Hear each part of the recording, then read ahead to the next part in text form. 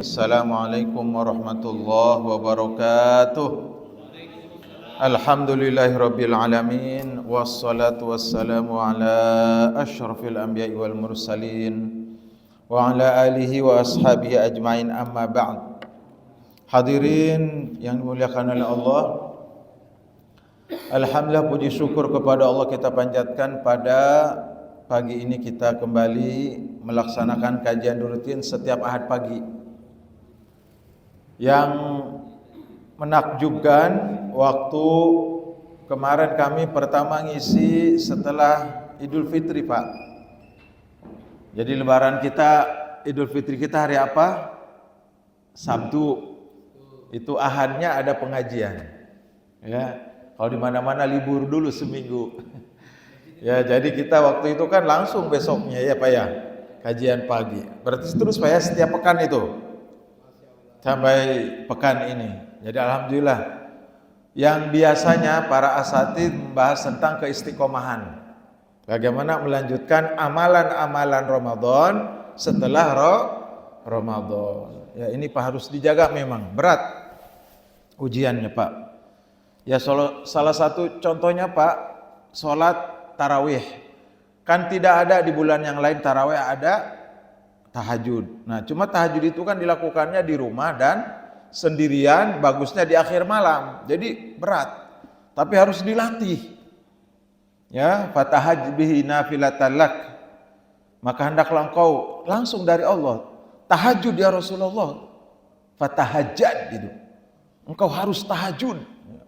Sehingga Nabi SAW menyampaikan sebaik-baiknya puasa, Pak, puasa itu puasa Nabi Daud yang selang-seling. Dan sebaik-baiknya sholat itu sholatnya Nabi Daud. Ternyata ya kata para ulama, yang dimaksud dengan sholat Nabi Daud itu adalah sholat tahajud. Ya, jadi ada dua amalan Nabi Daud yang ditetapkan oleh syariatnya Rasulullah SAW, yaitu sholat tahajud dan puasa Nabi Daud.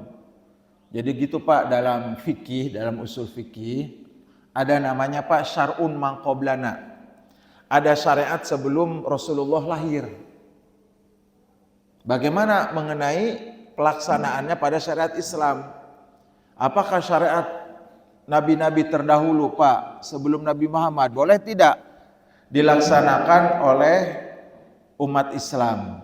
Kata ulama, kalau itu ditetapkan oleh Nabi Muhammad SAW, harus dilaksanakan, baik itu sunnah maupun wajib. Seperti saum Ramadan kan Pak, dilaksanakan juga oleh apa Pak? Oleh umat terdahulu. Ya, Pak, khitan disunat, itu ajarannya siapa Pak? Pak, ajaran siapa? Nabi Ibrahim. Nabi Ibrahim. Pertama kali orang disunat itu Nabi Ibrahim. Kurban ajaran siapa Pak?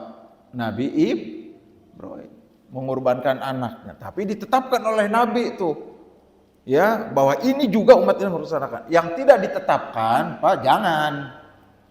Yang tidak ditetapkan jangan.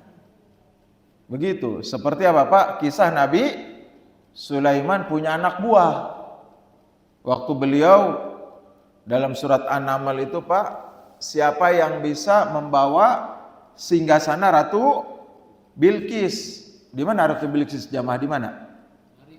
Ya, di Yaman, betul, Ma'rib, di Yaman. Ya. Nabi Sulaiman di mana, Pak?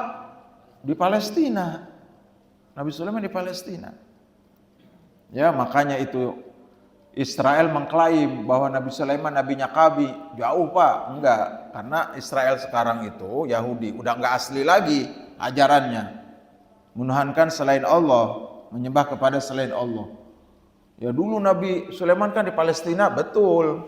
Kemana kerajaannya itu hilang? Ya nggak tahu. Mereka mengklaim Pak akan mengembalikan Solomon Temple. Solomon itu Sulaiman. Daud itu David, Nabi Daud. Temple itu kerajaan.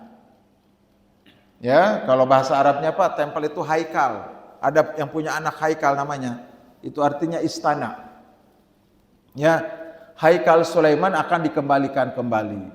Di Palestina tuh Pak, ada, kami pernah Datang orang Palestina syekh bahwa mereka telah membuat rancangan bangunan, ya, akan mengembalikan kerajaan Nabi Sulaiman.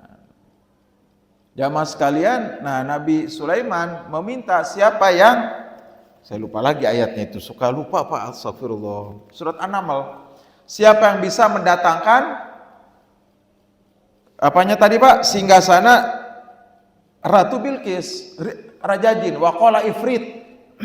Pak, ifrit itu, jin ifrit itu ada di Al-Qur'an namanya Pak, ifrit itu. Ya.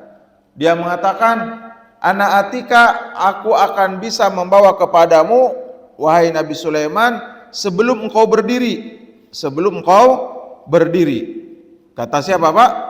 Kata jin ifrit. Bangsa jin tunduk kepada Nabi Sulaiman. Surat surat An-Naml ayat berapa tuh? Sebentar ya. 40 benar Pak? Keren. Mana ini? Ntar dulu. 40 ya. Nah ini nih sebentar Pak. Bagus. Qala ifritum minal jinni.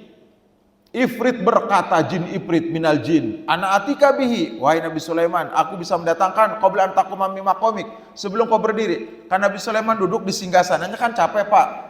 Nah, sebelum kau berdiri datang tuh, cepat sekali itu. Masya Allah, wa ini alaihi laqawin amin. Saya ini tuh, walaupun jin Pak dalam hal ini dia jujur, saya ini orang yang qawi, kuat. Jin yang paling kuat, amin, terpercaya. Saya nggak bohong, gitu Pak. Karena takut sama Nabi Sulaiman. Ya, qala alladzi indahu ilmu minal kitab. Ya, sebelum jin ifrit mendatangkan ada yang usul dari kalangan manusia. Saya katanya. Ya, siapa itu yang berkata dia mempunyai ilmu dari kitab Zabur, dari kitab Taurat. Hadirinnya dari kitab apa Pak? Dari kitab Taurat dan Zabur, dia punya ilmu. Ana atikabi. Jadi bangsa manusia ini Pak salah satu pengawal Nabi Sulaiman, muridnya Nabi Sulaiman. Kalau ditafsir namanya Asif Pak ya. Namanya Asif, enggak pakai ain. Alif, Shad, Ya dan Fa, Asif ya. Nah jamaah sekalian, beliau bisa mendatangkan ilmu, bisa mendatangkan singgasana tersebut dengan ilmunya Allah berikan qabla an yartada ilaka tarfuk, sebelum mata berkedip. Kalau bahasa kita apa? Sekejap mata. Pak, bapak-bapak kan melotot begini perih Pak lama-lama Pak. Beda dengan belalang. Belalang Pak nggak pernah ngedip. Bapak pernah lihat belalang? Belalang itu Pak nggak pernah ngedip. Enggak gini aja. Kita Pak perih. Bapak sebentar. Makanya kan sekejap mata. Itu waktu yang paling tercepat istilahnya. Betul Pak, Nabi Sulaiman belum berkedip ada. Pak, hampur Pak ya, mohon maaf. Di Banten Pak, itu tempat ilmu kanurakan, dan di tempat lain di Jawa, di Lombok juga ada.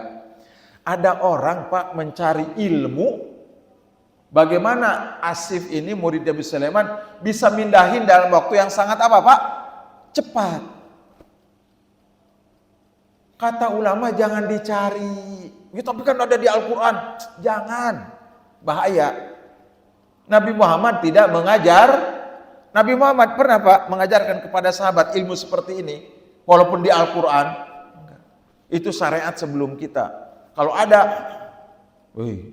saya punya tuan guru. Kayak muridnya Nabi Sulaiman. Menghilang dia. Menghilang, naik mobil dia menghilang. Kalau menghilang biasa, ilmu halimun namanya Pak, ilmu halimun. Zaman Jaka Sembung lawan Rawa Rontek itu, zaman baheula waktu SD. Jaka Sembung Pak, lawan Rawa Rontek itu ilmu Pancasona, mati bisa nempel kembali. Bohong, ya, ilmu menghilang. Enggak. Nabi Muhammad tidak mengajarkan ilmu menghilang. Tapi kan itu Isra Mi'raj ke langit. Itu mah mukjizat. Nah gitu Pak, itu mah mukjizat. Mukjizat itu kejadian luar biasa pada diri Nabi yang tidak mungkin bisa dilakukan oleh umatnya. Kalau umatnya mah nanti namanya karomah. Itu mah mukjizat. Ada yang bisa membelah apa Pak? Bulan Pak. Yaqtarabati sa'atu wa syaqqal qamar.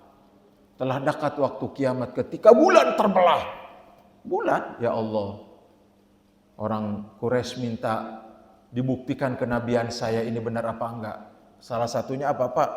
Katanya kalau bulan terbelah bahwa mereka akan percaya. Ya Allah, tolong ya Allah.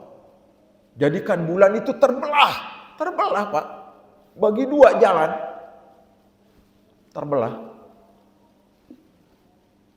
Ya, satunya Pak di balik bukit. Ada itu di Al-Qur'an ada. Wangsyaqqal qamar.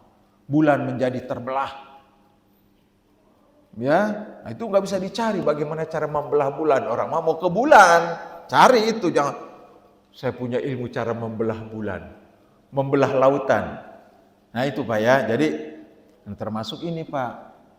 Ada berita, ada kisah, ada kiai di Jawa, tuan guru di sini, mungkin di mana tuan guru di Jawa bisa sholat di mana Pak? Di Masjid Haram Mekah Jumatannya. Ini Pak jangan dulu percaya dulu hadirin. Tapi kan diawali, ya tapi kan harus masuk akal. Bagaimana dia bisa ke sana? Ya ini ada kiai Pak, tuan guru tidak pernah Jumatan di kampungnya. Di mana? Di Mekah. Enggak mungkin kata ulama. Karena nanti dia jam 2 sore Pak datang lagi udah ada. Kenapa Pak? Pertama jamnya berbeda. Kita jam 1 selesai Jumatan, di sana masih jam 7. Paham Bapak-bapak? Yang kedua kata ulama, kalaupun dia menghilang itu dibawa oleh jin, bukan oleh malaikat. Dibawa dia ke alam antah berantah, dibayangin apa Pak? Dibayangin apa Pak? Kayak mimpi seolah dia di Mekah. Ini hati-hati. Ya, ada teman cerita Ustaz, tuan guru saya, kiai saya di kampung tuh kalau Jumatannya ke Mekah. Ya, ini hati-hati jamaah sekalian. Itu tipu daya jin. Nah, kalau ini mah dari Allah tuh, ilmu minal kitab. Ya, dari kitab Taurat dan Zabur. Zabur kitab Nabi siapa Pak? Nabi Daud. Nabi Daud itu bapaknya Nabi Sulaiman. Nabi Daud bapaknya Nabi Sulaiman bin Daud. Ya, diberikan. Kita nggak tahu dalam kitab Zabur itu. Masya Allah Pak, begitu Nabi Sulaiman sekejap berkedip datang cepat sekali. Padahal dari mana Pak? Dari Yaman. Nah, itu kalau ada orang yang mencari ilmu ini tidak boleh dipercaya karena Nabi Muhammad tidak mengajarkan ilmu seperti itu. Maka kita tidak melakukannya. Nah, jamaah sekalian, kembali Pak ke materi kita yang mungkin Bapak-bapak ada pengumumannya ya tentang kajian pagi ini, yaitu ya singkat saja Pak ya, mungkin kita sampai jam 6 ini. Hadirin, tentang perjalanan ibadah haji dan juga ibadah kurban. Karena sebentar lagi insya Allah tidak tahu 26 apa 27, nanti kita akan mendengarkan pengumuman dari pemerintah Ru'yatul Hilal kira-kira tanggal 16 atau 17 Mei. Hadirin ya, itu tanggal berapa tanggal satunya? 17 apa tanggal 16? Kenapa diumumkan? Jadi Ru'yatul Hilal 3 kali Pak pemerintah. Pertama mau Ramadan, akhir Sya'ban. Hadirin ya. Yang kedua Ru'yatul Hilal mau Idul Fitri, melihatnya itu akhir Ramadan, akhir Sya'ban, semuanya tanggal 29. Nah, untuk menentukan kapan tanggal 1 haji, maka di akhir Dzulqa'dah, yaitu 29 Dzulqa'dah. Kapan tanggal 1 haji? Kalau sudah tanggal 1 ketemu nanti pasti tanggal 9 10. Ada apa 9 10? 9 kita Arafah, puasa Arafah. Tanggal 10-nya lebaran haji. Ya.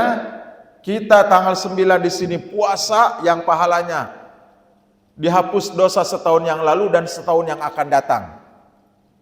Hadirin, banyak Pak ada jemaah kaget. Masa Ustadz 1 hari doang? Ramadan aja Pak, itu yang akan datang nggak diampuni Pak, Ramadan. Padahal 30 hari. Ramadan itu tahun-tahun yang lalu Pak, nggak ada hadisnya. Yang akan datang diampuni, nggak ada. Padahal 30 hari, padahal wajib. Ini sunnah cuma 1 hari, hadisnya sahih, bukan 1 riwayat, bawakan wassalam, beliau menyampaikan, Nabi Muhammad SAW menyampaikan, puasa Arafah menghapuskan setahun yang lalu dan setahun yang akan datang. Setahun saja apa yang akan datangnya. Jadi 2 tahun, 365 kali 2, hampir 700 lebih. Ya, hadirin 730 ya. 730 hari. Betul tidak itu? 65 kali 2. Ya, 730 hari dosa kita diampuni. Pak, ngebayanginnya begini Pak, kalau diangkain. Kalau 1 hari 1 dosa kira-kira berapa? Kalau 2 hari Pak, dosa hati, dosa mata, dosa marah, dosa ngomongin orang. Itu kan kita kadang tiap hari Pak. Terutama marah ini Pak, sama mata ke kantor kemana-mana di jalan. Yang nggak pakai jilbab, membuka aurat. Apalagi bapak-bapak naik motor, naik mobilnya kacanya riben itu, kaca hitam itu. Bisa ngelihat keluar, nggak bisa lihat dari luar. Ini aja ngelihat-ngelihat orang. Ya gadis-gadis pakai celana pendek. Bapak nggak kelihatan itu. Ngelihat-ngelihat gini aja. Nggak kelihatan helmnya. Ya ada sebagiannya modus itu. Kacamata hitam itu Pak bisa ngelihat keluar. Bapak nggak bisa dilihat itu. Ya naudzubillah, mata ini. Mata, jaga mata ini. Dosa mata itu Pak, ya Allah. Ya betul itu. Nggak ngerasa ada orang merasa suci. Saya nggak berbuat dosa, saya kan tidak membunuh, berzina, betul. Tapi ini, itu hatinya merasa diri paling baik, nggak dosa. Kan jin juga iblis dulu merasa diri paling baik, bahwa aku lebih baik daripada Adam. Ya, khalaqtani min nar, khalaqtahu min tin wa khalaqtani min nar. Engkau jadikan dia dari tanah, aku jadi api. Berarti aku yang lebih baik. Kenapa aku disuruh sujud? Sebaliknya tuh mestinya. Adam kepadaku sujud, jangan aku ngelawan. Iya Pak, asal mulanya itu dia sombong. Saya lebih baik. Ana khairum minhu. Innaudzubillah Pak. Kalau sudah ada yang mengatakan ana khairum minhu, saya lebih baik, bahaya. Itu nanti merembet. Gak mau menerima kebenaran, paling angkuh. Saya lebih baik, saya lebih kaya, lebih pintar, lebih hebat, udah itu. Kalau udah mengatakan saya lebih, yang lain mah rendah, sudah. Makanya Nabi mengajarkan tawadhu. Hadirin ya, jadi dosa kita dihapus setahun yang lalu dan setahun yang akan datang. Sehingga yuk nanti kita Pak, begitu ada pengumuman pemerintah, saya kasih tahu, nanti tanggal sekian, ya misalkan ini Pak, misalkan kalau lebaran tanggal 27, lebaran haji, berarti 26-nya apa Pak? Kita puasa Arafah misalkan. Atau sebaliknya 26 misalkan. Ya, 27 lebaran haji, 26-nya kita Arafah. Pokoknya sehari sebelum lebaran haji. Nah, jamaah haji Pak, tuh. Ketika selesai lebaran haji Pak, kita nyembelih apa Pak? Kurban. Kita sibuk nyembelih kurban, sapi, kambing, selesai disembelih, dikuliti, dipotong-potong, siap. Separuhnya kita masak, boleh tuh. Buat panitia, nah, agak pagian itu. Ya, supaya jam 11 bisa makan. Atau sebelum dohor. Jamaah haji Pak melempar jumroh akobah. Yang 1 kali, yang nomor 3.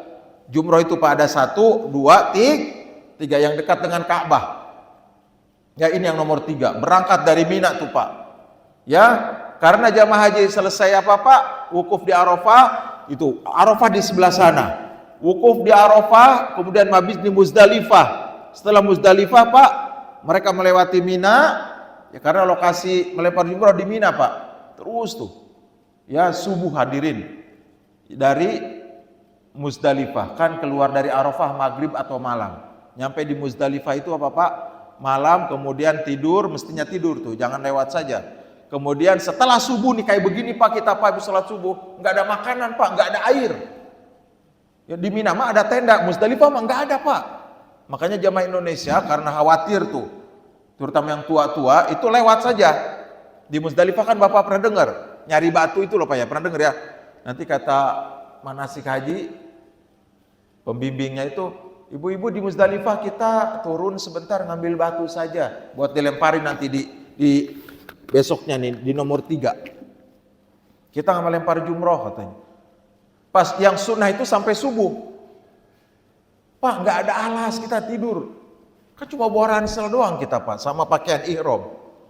Iya Pak, tidur di tanah di pasir kita. Ya, terus gimana Pak buang air kecil buang air besar? Makanya kita ke teman-teman bawa tisu. Ada Pak WC, cuma sedikit. Itu kan hampir 2 juta kita malam itu. WC-nya berapa puluh.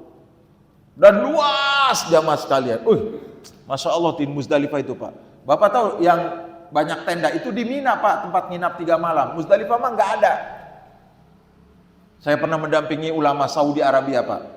Tapi ini Pak ya, mohon maaf. Jadi kami Pak pernah haji ditugaskan oleh pemerintah Saudi untuk sebagai penterjemah bahasa Indonesia. Jadi ulama-ulama Saudi itu Pak ceramah Pak di masjid-masjid yang ada orang Indonesia. Karena sebagian orang Indonesia itu Pak tidak dekat dengan Masjid Haram Mekah, jauh. Ini ada teman nih Pak dari Babakan, jaraknya ke masjid itu 7 kilo nih. Itu berat itu 7 kilo itu Pak. Sehingga masjidnya itu di sekitar hotel, di sekitar penginapan itu. Nah biasanya habis sholat asar ceramah Syekh itu Pak. Untuk memberikan pelajaran tentang haji ke jamaah Indonesia. Kan pakai bahasa Arab. Kita yang ditugaskan. Nah ikut sama dengan Syekh Pak. Itu Syekhnya juga tidur di tanah. Iya Pak, tidur kita begini. Karena di sana kan jarang hujan. Masya Allah itu. Nah, begitu kita lebaran haji Pak, mereka melempar jumroh. Orang sedang haji Pak yang melempar jumroh, tidak ada sholat Idul Adha, nggak ada, nggak boleh. Ada jemaah kan, Ustaz kan Indonesia sedang lebaran haji. Kenapa kita nggak sholat Idul Adha ini mana? Nggak ada Bu, nggak ada. Ibu ngelempar jumroh. Padat ini Pak nomor 3. Ya kita, makanya mohon maaf nih ke panitia di mana Pak Arif dan Bapak ini Pak. Nanti lebaran haji, kemarin lebaran Idul Fitri jam 7:15 tuh Pak sholatnya. Misalkan ini. Nah sekarang mah jam 7 kurang 5. Harus dibedakan nih Pak Bapak Takmir nih. Walaupun 10 menit. Begitu aturan Nabi, sunnah. Ya, lebaran Idul Adha atau sholat Idul Adha itu lebih pagi daripada Idul Fitri. Kenapa Pak? Filosofinya Pak, hikmahnya kenapa Pak? Idul Fitri kenapa agak siang? Supaya orang ya yang belum menunaikan zakat fitrah itu segera zakat fitrah. Batas akhir waktu ketika imam apa Pak? Takbiratul ihram. Ketika sholat id. Allahu Akbar Idul Fitri. Maka tertutup waktu memberikan zakat. Jam 6 masih boleh, setengah 7. Kata Bapak mungkin nggak mungkin. Ada yang terlambat. Mungkin Pak. Ada teman-teman Newmont nih. Mohon maaf. Waktu masih Newmont Pak. Itu ada Pak. Yang pulang naik Damri ke Suite nyampe jam 4 itu loh Pak. Ada itu. Ke masjid kami. Kami selesai sholat subuh. Zaman masih Newmont Pak. Bukan aman beneran. Mungkin berapa tahun yang lalu. 10 tahun mungkin. Selesai sholat subuh kayak begini Pak, tergopoh-gopoh. Pak Ustaz, saya belum bayar zakat fitrah. Idul Fitri. Saya belum. Kenapa Bapak nggak nelpon? Lupa saya. Karena istri juga menyangka saya sudah bayar di Maluk. Belum. Ya, kan panitia sudah tutup Pak, betul nggak? Kan sudah dibagi dan sudah banyak yang mudik. Kan begitu, 3 hari menjelang. Gimana? Masih boleh jam setengah 6, jam 6 itu. Bapak cepat. Coba Pak, belinya kemana Pak? Ada hikmahnya juga itu minimarket yang 24 jam itu Pak. Mungkin non muslim yang Indomaret, Alfamart yang jaganya mungkin. Karena yang muslim kan giliran sholat id. Bapak cari minimarket, keliling sana. Mana yang buka? Kan dia jualan beras. Saya berlima Pak katanya, anak 3, istri dan suami. Dia ya berarti 5. Beli. Ya di kilogram setengah. Atau dilebihkan lebih afdol. Kan gak bisa diatur sama dia. Yang 5 kilo itu. Beli sudah. Ya 3 paket. Kalau bisa 4 paket sudah. Takutnya kurang. Lari dia naik motor. Masya Allah. Masih boleh itu. Ya. Jadi ketika imam sudah diumumkan oleh panitia. Sebentar lagi diharapkan kepada Bapak Ibu yang di rumah yang sedang berjalan. Tolong dipercepat langkahnya. Sholat id akan segera dimulai karena Bapak Imam sudah tiba. Udah 3 kali diumumin tuh. Halo. Bapak-bapak, ibu-ibu segera menuju ke lapangan. Ya, ketika diumumkan laporan tuh Pak, sholat id akan segera kita mulai semua pengumuman panitia tentang apa biasanya Pak? Pengumpulan infak sedekah dan zakat fitrah. Itu masih boleh tuh, yang belum itu.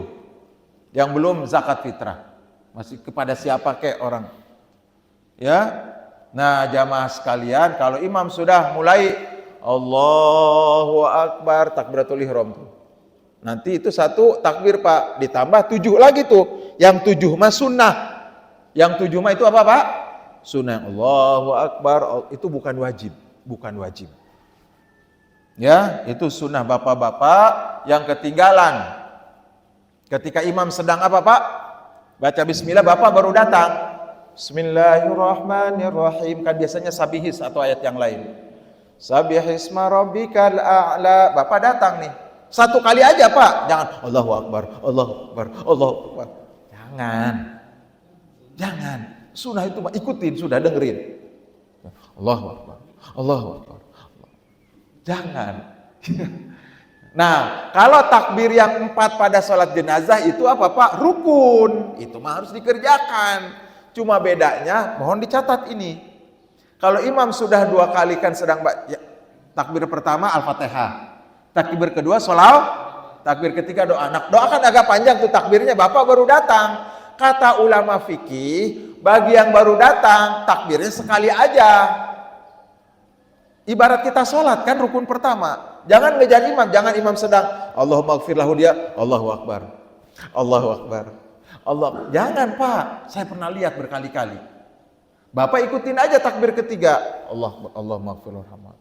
Takbir keempatnya, yang imam salam, Bapak jangan ikut salam. Allahu Akbar. Kan namanya masbuk. Namanya apa Pak? Masuk persis seperti sholat ketinggalan 3 rakaat. Enggak kayak anak kecil ngejar. Imam sedang tahiyat awal, anak kecil mah begitu Pak, dikejar oleh dia. Wah. Sami Allahu Akbar. Ngejar imam tahiyat awal. Ikut dia tahiyat awal gini. Terus pas salam ikut. Kata temennya, kamu kan ketinggalan tadi. Enggak.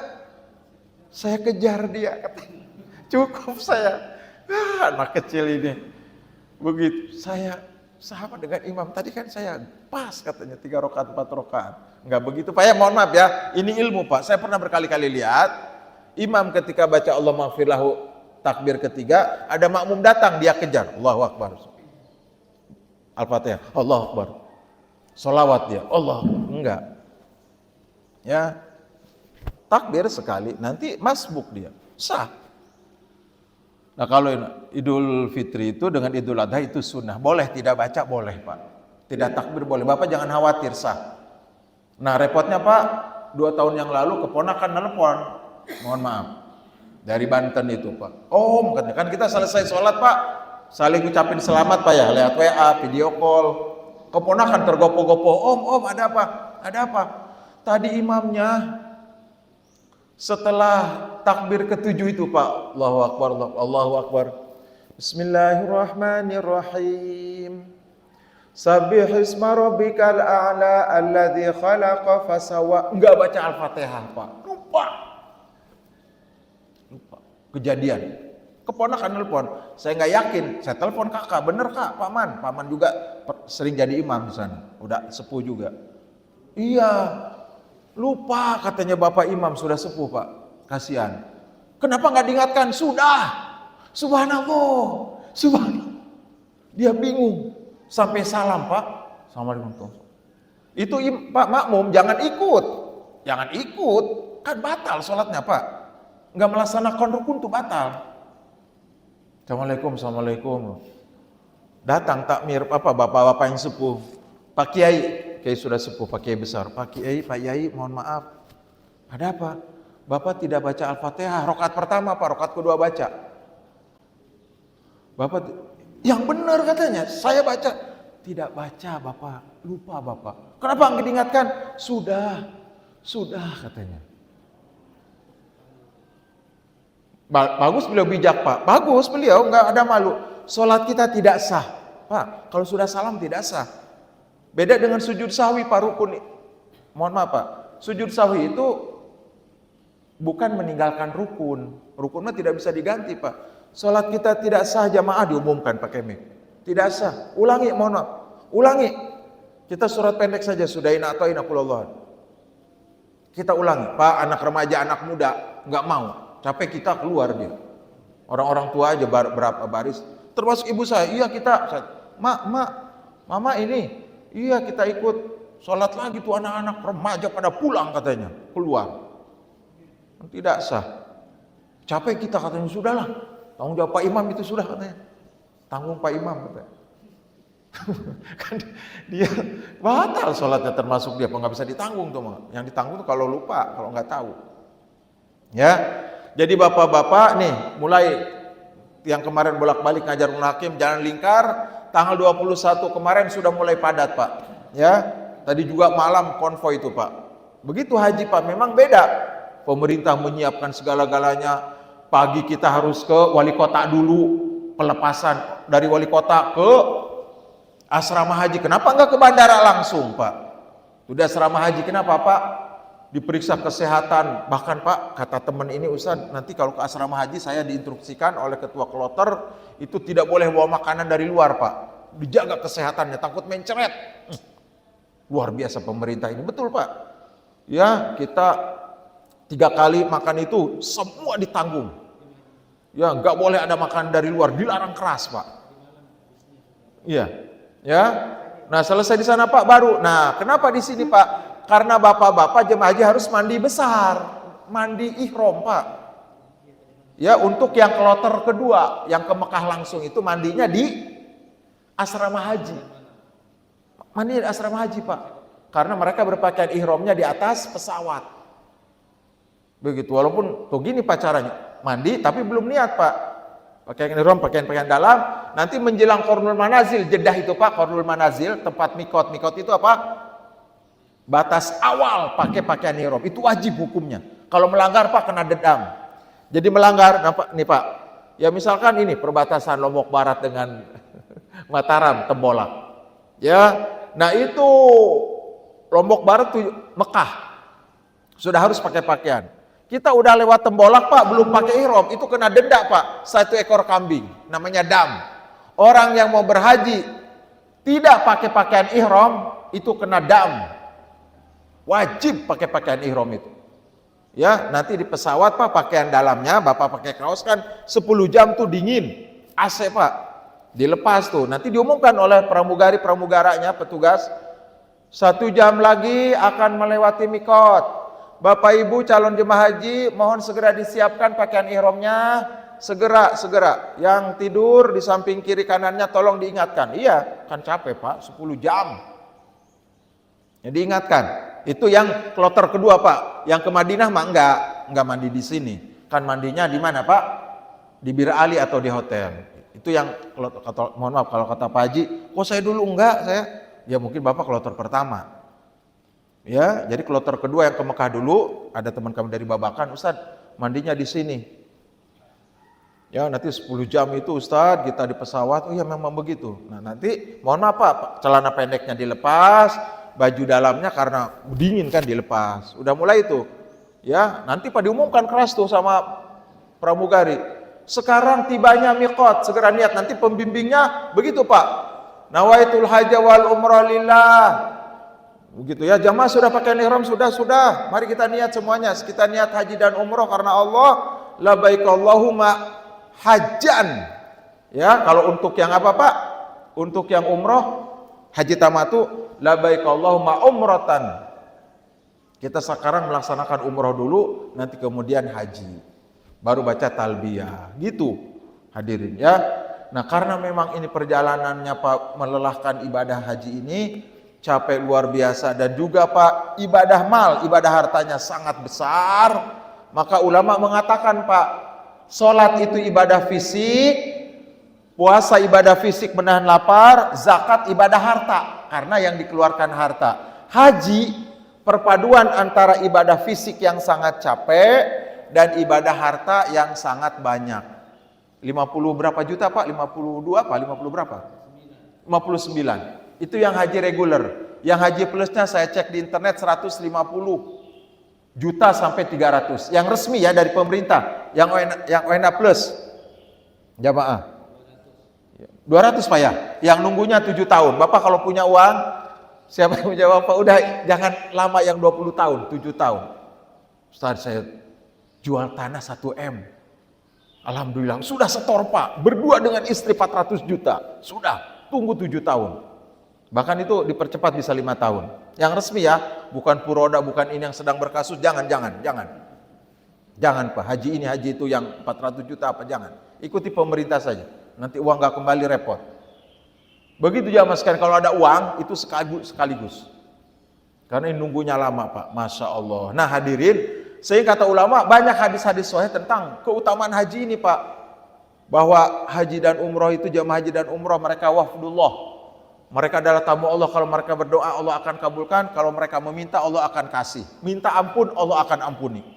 Haji dan umroh bisa menghilangkan kemiskinan Pak, menghilangkan dosa dan kemiskinan. Sehingga Pak, hadis kedua ini Pak memotivasi bahwa sebanyak apapun dikeluarkan oleh calon jemaah haji, Allah akan ganti. Hadisnya sahih. Ya tabi'u, segera lakukan haji dan umroh. Dalam riwayat yang lain, ta'ajjalu, jangan ditunda. Fa inna ahadakum la yadri. Ya, ma yu'ridu lahu, karena kalian tidak tahu di masa yang akan datang banyak kesibukan dan sakit.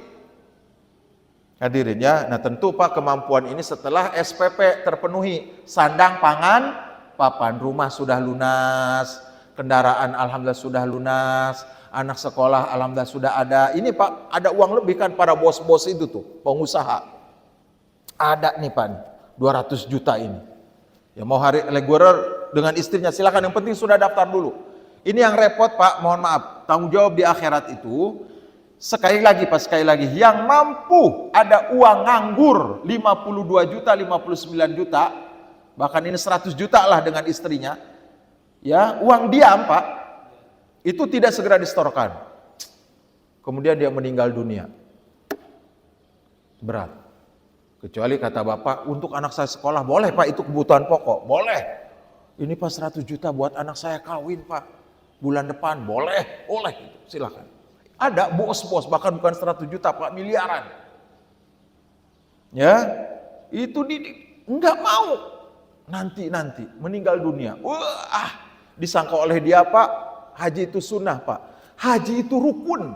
Siapa yang tidak haji bagi yang mampu, seperti dia tidak sholat fardu, seperti dia tidak puasa Ramadan Pak. Setara hukumnya, setara. Kenapa ditaruh di bawah Pak? Pak, di hadis mah Pak, haji itu sebelum puasa Pak. Susunannya jamaah ada di hadis nih, saya bawa nih. Ya, bunyal Islamu ala khamsin, Islam didirikan 5 rukunnya itu. Syahadat, sholat, zakat, haji. Haji nomor 4. Haji nomor 4 di hadis ini. Ramadan nomor 5. Yang biasa kita dengar apa Pak? Haji nomor berapa Pak? Nomor 5. Di sini mah nomor 4. Baru puasa. Iya nih kitabnya. Hadisnya sahih. Itu rukun jamaah, bukan sunnah. Umroh mah sunnah. Umroh Bapak berangkat bayar 34. Umroh bulan Rajab, bulan awal, sunnah tuh mah. Silakan. Enggak juga enggak, haji mah wajib. Ya cuma memang ini nunggunya lama. Ya sudah setor dulu. Itu kan di Mataram Pak, yang termuda itu Pak, 17 tahun. Anak Madrasah Aliyah Negeri 2 itu. Iya. Ya, calon jemaah haji termuda Bapak cek lalu siapa namanya? Lalu Fasha, 17 tahun usianya, berangkat haji. Masya Allah itu. Tuan guru kami Pak, anaknya SD, dulu mah SD itu Pak, bisa didaftarkan. Sekarang katanya berapa tahun? 17 tahun atau berapa? Ada aturan 10 tahun apa? Waktu SD dulu masih boleh Pak. Itu para heran Pak.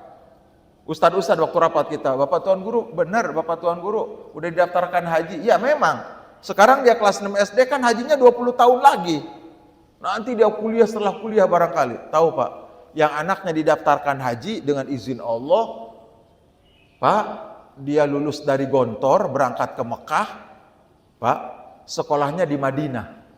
Jadi hajinya gratis oleh kampus. Oleh bapaknya udah didaftarkan Pak. 5 tahun lagi. Anaknya lulus ke UIM, Universitas Islam Madinah. Wih, nikmatnya itu. Mungkin dialihkan ke kakaknya yang lain itu. Ya, wallahu a'lam bis-shawab. Jam 6:15 tidak terasa ini hadirin ya. Nah, haji mungkin masih lama, masih jauh kita tabungannya. Sebentar lagi kita Idul Kurban. Mah berapa iurannya Bapak Takmir? 2,5 juta, 2,8 juta, lebih ringan lebih kecil. Tahun kemarin berapa ekor ya? Nah sekarang harus lebih semarak. Nanti Bapak pesan tuh Bapak Takmir, mana Pak Arif dan yang lainnya. Kalau misalkan WA Bapak Tuan Guru Ustadz yang akan ceramah apa Pak? Khutbah nih. Jumat yang akan datang ada 3 Jumat lagi kita, 4 Jumat lagi WA. Ya sekalian Bapak Tuan Guru temanya tentang keutamaan kurban. Enggak apa-apa Pak, 3 Ustadz itu dia beda nanti penyampaiannya. Ya di Jumatan itu kan jamaah hadir. Terus ada pengajian ibu-ibu ada nggak di sini? Tentang kurban. Itu yang pernah kami coba Pak. Di BTN Pagutan Permai itu pernah masuk koran. Tabe ini Pak ya. Itu sampai 38 sapi, 70 ekor kambing. Pagutan Permai itu Pak, Masjid Rotul Jannah.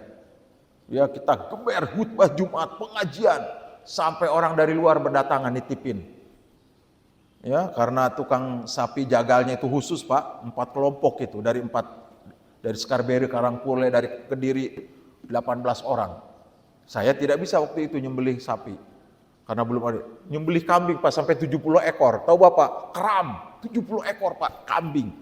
Itu jamaah yang besar-besar badannya nggak pada mau. Padahal kambing mah kecil.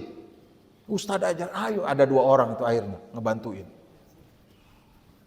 70 ekor kambing, 38 sapi pernah kejadian. Masya Allah. Ya, luar biasa. Nah jadi tentu kita kondisinya Pak begitu ya. Intinya bagaimana warga itu bisa berkur 1 ekor kambing ataupun kita iuran 7 orang untuk 1 ekor sapi. Ya, wallahu a'lam bishawab, itu yang bisa disampaikan. Semoga bermanfaat. Ada pertanyaan satu Pak? Sebelum kita sholat syuruk nih kayaknya belum terbit nih, sebentar lagi belum kelihatan terang. Sebentar aja Pak. Ya, selesai pengajian biasanya kita sholat apa Pak? Sholat sunnah syuruk, pahalanya seperti haji dan umroh tuh. Masya Allah ya. Ada Bapak pertanyaan? Jadi mudah-mudahan mohon maaf sekali lagi bagi yang belum bisa sekarang Pak harus nabung. Ya di BTN Grand Muslim Bapak Takmir yang di Terong Tawah itu Pak, saya pernah khutbah. Ya, pernah khutbah Jumat, terus sebelum khutbah kan diumumkan petugas dan biasalah ya, dana masjid itu diumumkan, saldo terakhir, kemudian petugas. Nah, terus saya aneh tuh yang pengumuman ketiganya bagi bapak-bapak yang mau nabung kurban, ya petugas sudah siap, nanti selesai sholat silakan dan buku tabungannya juga sudah disiapkan. Ternyata Pak, masjid itu menyediakan tabungan kurban. Minimal setiap pekan Jumat itu 50.000. Alhamdulillah tuh Pak, sampai 18 ekor sapi dan 26 ekor kambing setiap tahun. Ya. Jadi selesai Jumatan Pak, ngantri jamaah itu Pak di meja itu. Menarik itu hadirin ya idenya itu. Ya, menarik. Jadi selesai Jumatan petugas nabung 50 dikumpulkan. Ada buku tabungan. Ya, itu bagi yang mampu. Bagi yang mampu seminggu 50. Jadi sebulan 200 kali berapa Pak? Kali 12 bulan. Jadi 2.400.000, betul ya? 2.400.000 Pak. Masya Allah. Dapat itu iuran sapi bertujuh. Yang sedang sapinya itu. Ya, 2.400.000 kali 7. Masya Allah. Ya, rame nih di sana. Ada pertanyaan mungkin atau tambahan? Bismillah. Silakan Pak Haji lagi. Nggih. Assalamualaikum warahmatullahi wabarakatuh. Assalamualaikum warahmatullahi wabarakatuh. Semangat kaitan dengan mikat yang di atas pesawat. Oh, mengikut ya sebelumnya. Alhamdulillah kebetulan saya sudah dua kali pergi melakukan ibadah haji. Nggih, oh. Ya. Jadi kalau kita bikin tempat, itu mikat di atas pesawat itu memang iram itu harus betul-betul dijaga. Nggih. Pesawat kan udah punya WC kecil. Nggih, betul. Kita harus sedikit kan kita Najis Pak ya. Takut ya. Jadi kebetulan di area di Jeddah itu sudah disiapkan di situ mikat. Ada kamar mandi di situ, ada lalu tempat sholat. Jadi 2 kali saya itu di situ saya mikat bos. Oh gitu. Sesuai dengan anjuran itu pemerintah yang dulu. Nggih. Ya. Dan saat dia tuju pesawat itu kalau ada yang pakai mikat yang pergi haji itu sekitar 1-2% aja bos. Yang di atas pesawat. Di atas pesawat. Semua orang mikat di Jeddah. Nggih. Kenapa di Jeddah? Karena sudah bersih. Ya lokasinya memang luas. Nggih. Ya, tempat mandinya, memang kamar sudah dibikin. Oh gitu, nggih. Jadi alhamdulillah Ustaz, saya 2 kali sudah pergi haji. Nggih, alhamdulillah. Saya pikirnya di Jeddah. Nggih, terima kasih. Ya, Itu terima kasih Bapak tanggapannya, terima kasih. Ya memang Pak ada dua pendapat. Ya. Wallahu alam bisawab Pak, itu kok Kementerian Agama merubah lagi fatwanya. Teman kami yang dari Babakan, kloter terakhir Pak, kloter 15, mikotnya di atas pesawat. Gitu. Kloter 15 ini Pak, yang tanggal 9 Mei berangkat terakhir. Beliau datang ke rumah, Ustaz gimana ini saya mikot di pesawat? Memang yang afdol, mohon maaf Pak ya, walaupun sah di Jeddah itu yang afdol karena memang itu Pak mikot itu sebelum Jeddah sebenarnya.